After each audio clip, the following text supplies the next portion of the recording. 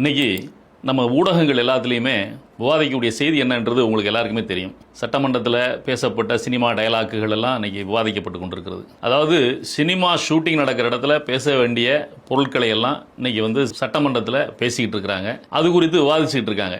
இதற்கு இடையில அரசியல் மேடைகளில் ஒரு தலைவர் பேசின விவகாரம் கடந்த ஒரு 2 வாரங்களாக நீதிமன்றத்தில் விவாதிக்கப்பட்டு கொண்டிருக்கிறது. அது குறித்து தான் நம்ம இன்னைக்கு பார்க்க போகிறோம். அப்படி நீதிமன்றத்தில் விவாதிக்கப்படுகின்ற அந்த விவரம் குறித்து அரசியல் மேடைகளில் பேசிய தலைவர் யார், என்ன பேசியிருக்கிறாரு, அது குறித்து என்ன விவாதிச்சிருக்கிறாங்க அப்படின்றது குறித்து பார்ப்போம். இன்னைக்கு செய்தித்தாள்கள் எடுத்தீங்கன்னா, நேற்று சென்னை உயர்நீதிமன்றத்தினுடைய மதுரை கிளையில் ஜஸ்டிஸ் புகழேந்தி அமர்வு விசாரித்த ஒரு வழக்கு குறித்து எல்லா பத்திரிகைகளிலுமே இன்னைக்கு செய்தி வந்திருக்குது. அந்த செய்தி என்ன அப்படின்னு சொல்லி சொன்னா, திருச்சியை சார்ந்த அம்பிகா அப்படின்ற ஒரு பெண், இவங்க திருச்சியில் உள்ள கால்நடை மருத்துவமனையில் துப்புரவு தொழிலாளியாக வேலை செய்து வருகிறார். இவங்க அங்கே தேசிய ஊரக வேலைவாய்ப்பு திட்டம் இருக்குல்ல, மகாத்மா காந்தி தேசிய ஊரக வேலைவாய்ப்பு திட்டம், அந்த திட்டத்தின் அடிப்படையில் அவர் அங்கே வேலையில் தற்காலிகமாக நியமிக்கப்பட்டிருக்கிறார். அந்த திருச்சி அந்த பகுதியினுடைய அந்த மருத்துவமனை, கால்நடை மருத்துவமனை இருக்கக்கூடிய பகுதியினுடைய வட்டார வளர்ச்சி அலுவலர் அவரை பணி நிரந்தரம் செய்யலாம். ஏன்னா ஏற்கனவே அங்கே ஒரு வேக்கன்சியும் இருக்குது, பர்மனன்ட் போஸ்ட்டுக்கான ஒரு வேக்கன்சியும் இருக்குது. அதில் அவர் தொடர்ந்து அதில் பணி செஞ்சுட்டு இருக்கனால அந்த பணி விவரங்கள் அவருக்கு தெளிவாக தெரியும். அதனால் அவருக்கு ட்ரைனிங்கிறது தேவையில்லை, அவர் அதில் பணி நிரந்தரம் செய்யலாம்னு பரிந்துரை கொடுத்துருக்கிறார். ஆனால் அரசாங்கத்திலேருந்து அந்த டிபார்ட்மெண்ட்லேருந்து அவங்க நியமிக்காமல் இருக்கிறாங்க. அதனால் அவரை நியமிக்க சொல்லி உத்தரவு போடணும்னு சொல்லி அவங்க சென்னை உயர்நீதிமன்றத்தினுடைய மதுரை கிளையை அணுகிறாங்க. அந்த வழக்கு தான். அந்த வழக்கில் அந்த நீதிபதி என்ன சொல்லியிருக்கிறார் அப்படின்றதான் முக்கியமான விஷயம்.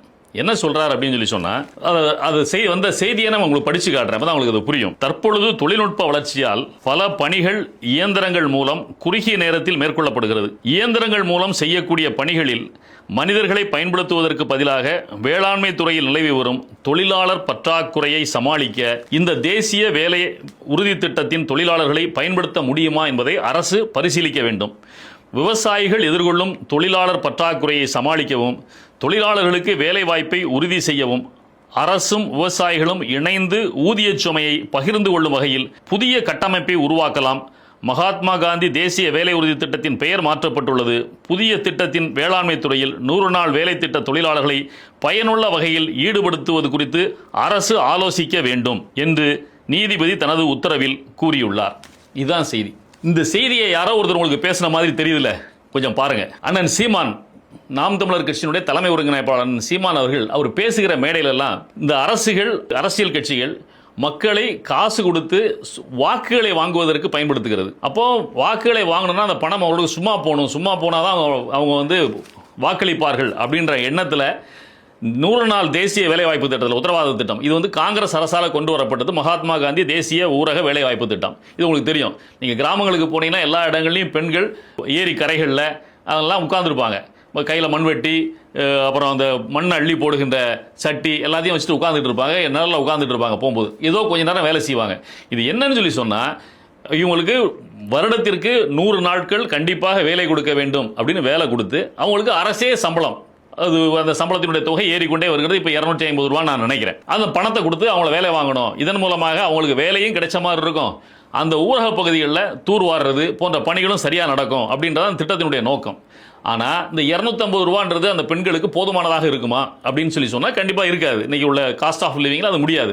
அப்போ அந்த 250 ரூபாய்க்காக அவங்க மாங்கன்னு வெயிலிருந்து வேலை பார்க்கணுமான்ற ஒரு அயற்சி அந்த மக்களுக்கு ஏற்படுகிறது. இது அரசும் என்ன செய்கிறது, இவங்களை கடுமையாக வேலை வாங்கினா, கடுமையாக வேலை வாங்கிட்டு ஒரு 250 ரூபா பணத்தை கொடுக்குறாங்க அப்படின்னு சொல்லி அரசுக்கு எதிராக இவங்க திரும்பிடுவாங்க. அப்படின்றதுனால அந்த அரசு என்ன பண்ணுது, அவங்கள வேலையும் வாங்குவதில்லை. அப்போது மனித வளம் விரயம் செய்யப்படுகிறது. இது இந்தியா முழுவதும், தமிழ்நாட்டில் மட்டுமல்ல இந்தியா முழுவதும் நடைபெற்றுக் கொண்டிருக்கிறது. அப்போ இதை மாற்றணும் அப்படின்னு சொல்லி சொன்னால் அது குறித்து தான் சீமான் அவர்கள் பேசுகிறார். இன்னைக்கு வேளாண்மை துறைக்கு வேலைக்கு ஆட்கள் கிடைப்பதே இல்லை. ஏன்னா எல்லாரும் அந்த வேலைக்கு வருவதில்லை இன்னைக்கு.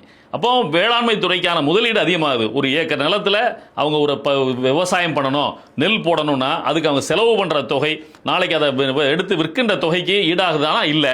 ஆனால் அரசு அடிப்படை ஆதார விலையை கூட்டி கொடுக்குதானா, அதுவும் இல்லை. அப்போ இந்த சூழ்நிலையில் தான் அண்ணன் சீமான் அவர்கள் மேடையில் பேசும்போது என்ன பேசுகிறாரு அப்படின்னு சொல்லி சொன்னால், இதை விவசாயத்தில் அந்த 100 நாள் வேலை வாய்ப்பு திட்டத்தில் வேலை செய்கிறவர்கள் விவசாயத்தில் பயன்படுத்தினா என்ன, நான் ஆட்சிக்கு அந்த மாதிரி பயன்படுத்துவேன் அப்படின்னு சொல்றதுக்கு சொல்றாரு. நீங்க பார்த்துருப்பீங்க, ஒவ்வொரு ஊர்லேயும் கிராமத்திலையும் அந்த செயலாளர்கள் அதுக்காக வைப்பேன், அவங்க யார் யார் எந்தெந்த விவசாயிகள் அவர்களுக்கு பணிகளுக்கு எவ்வளோ ஆட்கள் தேவை அப்படின்றத அவங்க கேட்டு அதற்கான விண்ணப்பத்தை கொடுத்துடணும். அப்போ இந்த மாதிரி 100 நாள் வேலைவாய்ப்பு திட்டத்தில் வருகின்றவர்களை பிரித்து அந்தந்த வேலைக்கு அனுப்புவேன்.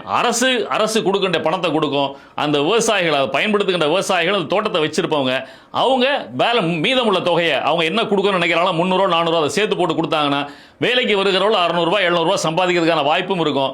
அதனால தொழிலும் பெருகும், விவசாய தொழிலும் பெருகும், அவருக்கு வேலை வாய்ப்புக்கான ஆள் கிடைத்த மாதிரி இருப்பாங்க அப்படின்னு ஒரு மேடைகளில் பேசின விஷயத்தை இன்னைக்கு நீதிபதி அவர்கள் நீதிமன்றத்தில் எடுத்து பேசியிருக்காரு. அப்போ இதை வந்து பல பேர் பார்க்கறது இல்லை. நீங்க பாருங்க, நடிகர்கள் பேசுவதை குறித்தா நம்ம பேசுறோமே தவிர ஒரு ப்ரொடக்டிவிட்டியா ஒரு அரசியல்வாதி மேடைகளில் பேசிக்கிட்டு இருக்கிறார் அப்படின்னு சொன்னா இந்த தகவல்கள் மக்கள்கிட்ட போய் சேரதில்லை. இது நேற்று நடந்த விஷயம். இது 2 வாரங்களுக்கு முன்னதாக நீதிமன்றத்தில் இதே மாதிரி இன்னொரு வாரம் குறித்து விசாரிக்கின்ற பொழுது நீதிபதி அவர்கள் கள்ளுக்கடைகளை ஏன் திறக்கக்கூடாது அப்படின்றது குறித்து பேசியிருப்பார். அப்போ இந்த விஷயமா சீமான் அவர்கள் பல மேடைகளில் பேசினதான். இன்னைக்கு தமிழ்நாட்டை எடுத்துக்கோங்க, தமிழ்நாட்டை சுற்றி உள்ள எல்லா மாநிலங்கள்லையும் கல் வந்து விற்கப்படுகிறது. அப்போ கல் வந்து விற்கப்படுகின்றது மூலமாக அந்த பனைமரம் தென்னை மரத்தை வைத்திருக்கின்ற விவசாயிகளுக்கு அது ஒரு வாழ்வாதாரமா இருக்குது, அதை இறக்கி விற்பவர்களுக்கும் ஒரு வாழ்வாதாரமா இருக்குது. அப்போ இதையெல்லாம் விட்டுட்டு சீமச்சாராயத்தை கொண்டு விற்பதன் மூலமாக கள்ளச்சாராயம் ஒழிக்க போறோம், அதனால வேற வழி இல்லை, சீமச்சாராயத்தை வித்தா இது கள்ளச்சாராயம் விற்பனை குறையும் அப்படின்னு சொல்லி விற்கிறவர்கள் ஏன் கல்லை நோக்கி போக மாட்டேன்றாங்க? அப்போ இது வந்து அரசியல்வாதிகள் இதுக்கு பின்னணியில் இருக்காங்க. ஒவ்வொரு சாராய ஆலை அதிபர்களிடம் கோடிக்கணக்கில் பணத்தை வாங்கிக்கிட்டு இந்த வேலையை செய்யறாங்க அப்படின்றத பல மேடைகள் சீமான் பேசியிருக்காரு. இதை சென்ற வாரம் நீதிமன்றத்தில் நீதிபதி கேட்கிறாரு, ஏன் சுத்தி உள்ள மாநிலங்கள்லாம் கல் இருக்கும்போது நீங்க ஏன் கல்லை கொண்டு வரதுக்கு முயற்சி செய்யக்கூடாது, விவசாயிகளுக்கு பலன் தரக்கூடிய பணப்பலன் தரக்கூடிய ஒரு விவகாரமா இருக்குமே பேசியிருக்கிறார். ஆக இன்னைக்கு தமிழ்நாட்டில் அரசியல் என்பது இது குறித்து இருக்கு அப்படின்னு சொல்லி நம்ம பார்க்க வேண்டிய தேவை இருக்குது. அண்ணன் சீமான் பேசுகிற அரசியல் மக்களுக்கான அரசியலா இருக்குது. நீங்க பாருங்க, கள்ளு குறித்து பேசியிருக்கார், இதை நீதிமன்றம் விவாதிக்கிறது. இந்த 100 நாள் வேலை திட்டத்தில் வேலை செய்கின்ற அதனுடைய தொழிலாளர்களை எதில் பயன்படுத்தணும், விவசாயத்தில் பயன்படுத்தணும்னு அவர் பேசியிருக்காரு. இது குறித்து நீதிமன்றம் விவாதிக்கிறது. ஆனால் நம்ம மக்கள் நம்ம என்ன செய்யறோம்னா கவர்ச்சிக்கு ஆசைப்பட்டு கவர்ச்சியை நோக்கி மட்டும்தான் செல்கிறோமே தவிர இது போன்று மக்கள் நலத்திட்டங்களை எப்படி செயல்படுத்தினா சரியா இருக்கும் அப்படின்னு சொல்ற அரசியல்வாதிகள் குறித்து நம்ம ஒரு சரியான விழிப்புணர்வு இல்லாமல் இருக்கிறோமோ என்கின்ற அச்சம் ஏற்படுகிறது. எனவே இது குறித்தெல்லாம் நாம் சிந்திக்க வேண்டும். இந்த முறை நம்ம செஞ்சாம விட்டுட்டோம், குறைந்தபட்சம் அடுத்த முறை தேர்தல் வருகின்ற பொழுதாவது நாம் இது குறித்தெல்லாம் சிந்தித்து எந்த அரசியல்வாதி நாட்டின் முன்னேற்றத்தை குறித்து பேசுகிறார் அப்படின்றத நம்ம பார்த்து நம்ம வாக்களிக்க வேண்டிய கடமை இருக்கிறது. அதை மக்களுக்கு கொண்டு செல்ல வேண்டும் என்பதுதான் இந்த நிகழ்ச்சியினுடைய நோக்கம். அதான் நம்ம செஞ்சிருக்கிறோம், இன்னைக்கு உங்களுக்கு கொண்டு வந்து சேர்த்திருக்கிறோம். தயவுசெய்து இந்த செய்திகளை எல்லாம் படித்து பாருங்கள். படித்து பார்த்து செய்கின்ற தவறை தயவு செய்து மக்களும் திருத்திக் கொள்ளும். அரசியல்வாதிகள் தவறு செய்கிறார்கள் அப்படின்னு நம்ம பேசிட்டு இருக்கிறது இல்லாம நாம என்ன தவறு செய்கிறோம் அப்படின்றதை நம்ம தயவு செய்து யோசித்து நம்ம வாக்களிக்க வேண்டும் அப்படின்றத நம்முடைய வேண்டுகோள். தயவு செய்து இதை பாருங்க, பத்திரிகைகளை படிங்க, யார் நல்லவர் கெட்டவர் என்று பார்த்து குறைந்தபட்சம் அடுத்த முறையாவது வாக்களியுங்கள். நன்றி, வணக்கம்.